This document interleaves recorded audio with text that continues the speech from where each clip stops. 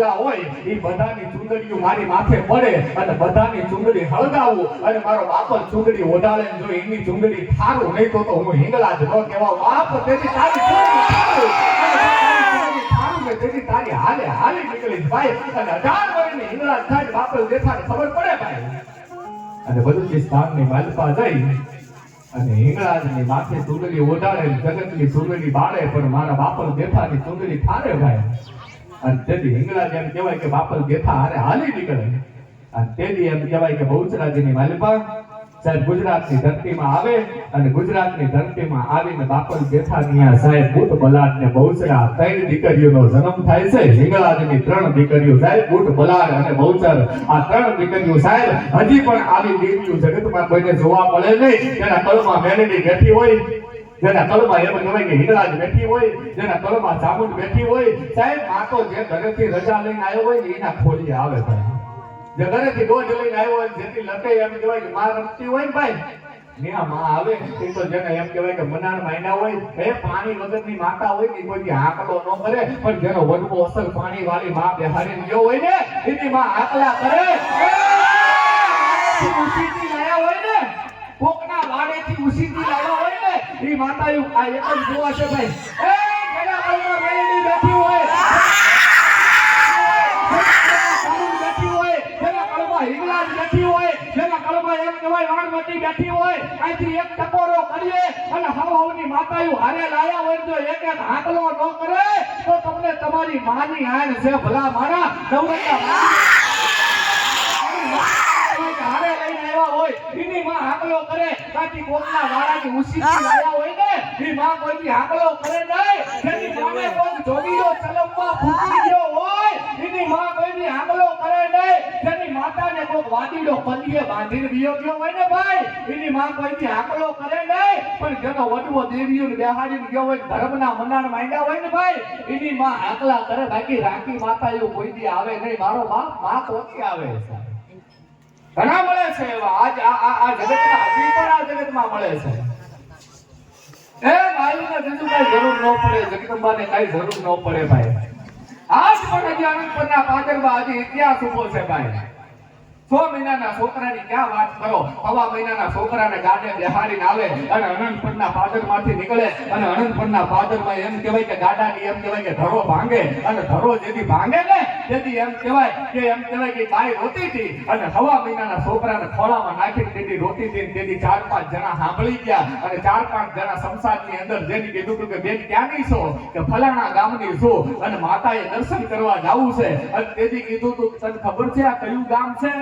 કહ્યું કે આનંદપદનું પાદર છે ને આનંદપદના સંસારમાં જે હલવાય એ કોઈની જીવતો જાય નહીં અને એટલું કંઈક 4-5 જણા વિયા ગયા પણ તેથી બાએ 6 મહિનાના છોકરાના હાથમાં લઈને કીધું તો ગઈ મારી ભાડલાની ઘેર મારી બાપ આ તને કહું ને જોતું આવી ઊભી નો ને અને એક આંકડો કર્યો 80 વર્ષની ડોહી હાથમાં લાકડી લઈ અને આનંદપદના સંસારમાં આવી ઊભી રહી તેથી કીધું કે બેટા કેમ રોવે કે મેં ઘેરને એટલું કીધું હતું કે એક દીકરો આપ્યો ને તો 6 મહિને તારા દર્શન કરાવીશ ને આજ 6 મહિનો મારી પૂરો થયો ગાડાનો ઘરો ભાગ્યો અને અનંતપરના સંસારની બાલપા હું પડી છું તેથી એમ કહેવાય કે ડોશીએ એટલું કીધું હતું કે સાંભળ ખાલી ઘરો ભાગ્યો છે ને કે હા તો ઘરો ભાગ્યો હોય તો ઘરાની ઠેકાણે હાલે મારી લાકડી આપું છું લાકડી લગાડી દે અને તારું ગાડું અહીંથી હાકી હોય અને તેથી બાએ એટલું કીધું હતું કે પણ આ લાકડી ટકે થોડી આવડા મોટા ગાડામાં તારી ખોખની લાકડી મારી ટકે ખરી અને તેથી 80 વર્ષની ડોહી બોલી હતી કે જો ભાડલાની સામુ નજર નાખ અને બેલને એકવાર આંકડો કરી અને આ લાકડી ધરાની જગ્યાએ લગાડી દે અને અહીંથી ભાડલા કોઈ ને ત્યાં સુધી જો લાકડી ભાગવા દઉં તો હું ભાડલાની ગાડી ઘેર ન કહેવાઉં માના પડતા બધે પડ્યા છે તમે માનો એની માતા સાહેબ માતાને કોઈ જોઈ નથી ભાઈ માને કોઈ જોઈ નથી પણ જેને માને ને એની માતા સાહેબ 7-8 વર્ષના દીકરાના એમ કહેવાય કે માવતર મરી જાય 3 વર્ષનો ભાઈ 7 વર્ષની ગીરી આમ કહેવાય કે બેન ગેરમાં નાખીને એમ કહેવાય કે ભાઈ આમાં ફરતી હોય બેને એમ કહેવાય કે માવતર એક આરે મરી જાય ભાઈ મરે બહુ હારીએ બેની મરે દહ જાય બાળા પણમાં જેના માવતર મરે એને જાગે દેશુના વાહ વાય ભાઈ જેના બાળપણમાં માવતર મરે દીકરી એમ કહેવાય કે રોવે છે અને દીકરી કદી રોય ત્યારે પાડોશીએ કીધું કે બેટા રોવાનું ન હોય માવતર મરી જાય તો અમારા ઘરે ખાઈ જજે અમારા ઘરેથી રોટલો લઈ જાજે સાહેબ આ જગતમાં ભાઈઓ ના નથી પાડોશી કેટલા દી? 1 દી, 2 દી, 3 દી રોટલો આપે. 1 વર્ષ પૂરું થયું ને એમ કહેવાય કે 3 વર્ષનો ભાઈ કજીએ છે તો ભાઈ. અને દૂધના પૈસા ઘરમાં નહીં તેની પાડોશીમાં જઈને 7 વર્ષની દીકરી એટલું કીધું હતું કે 10 રૂપિયા આપો ને મારા ભાઈને દૂધ પાડવું છે. અને તેની પાડોશીએ કીધું હતું કે હવે હરામનું ખાવાનું મૂકી દે અને બેટા ક્યાંક કામે લાગી જાય ને 7 વર્ષની દીકરીને મેણું લાગી ગયો, મેણું કોઈને નો માર્યો, મેણું માથાનો ઘા બાપુ. અને 7 વર્ષની દીકરીને તેથી મેણું લાગ્યું અને તારે 7 વર્ષની દીકરીને તેથી ખબર પડી કે મારો બાપ એમ કહેતો હતો કે મારો તારો વડવો એક મેલડીને બેહાડી ગયો છે. દેશી નળિયા, ગારાના મકાનમાં નાનો એવડો ગોખલો અને ગોખલાની માલપા 3 પાંખાનો ત્રિશુલ અને 3 પાંખાના ત્રિશુલની માલપા દેવીને બેહાડીને ગયો છે, મેલડીને બેહાડીને ગયો છે. અને 7 વર્ષની દીકરી દરદરથી દોટ મૂકે એ કાચા મકાનની અંદર એ ગારાની દિવાલ અને ગારાની દિવાલમાં જે ગોખલો હોય છે ગોખલાની સામે 7 વર્ષની દીકરી આવીને ઊભી રહીને તેથી કીધું તો કે હાંભળ મારી મેલડી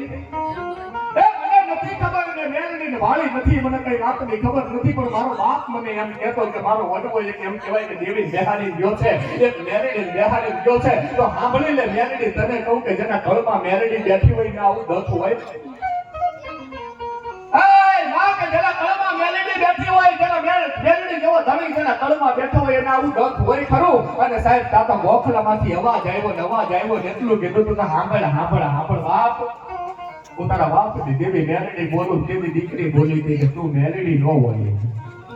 અરે તારા વડવાની દેવી બોલું કે તું મેલડી નો હોય કે કા કે મારી મેલડી મરી ગઈ ને એક વર્ષ પૂરું થઈ ગયું, બાકી આવા દી અમારે ભાળવાના ન હોય, તું મેલડી નો હોય. તારે કીધું કે મેલડી બોલું તને પાડોશી મેણા મારે છે કે કામે લાગી જા.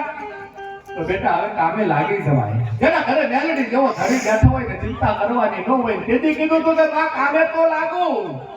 પણ મારા 3 વર્ષના ભાઈને હાથવે કોણ? એની હિચકો કોણ નાખે?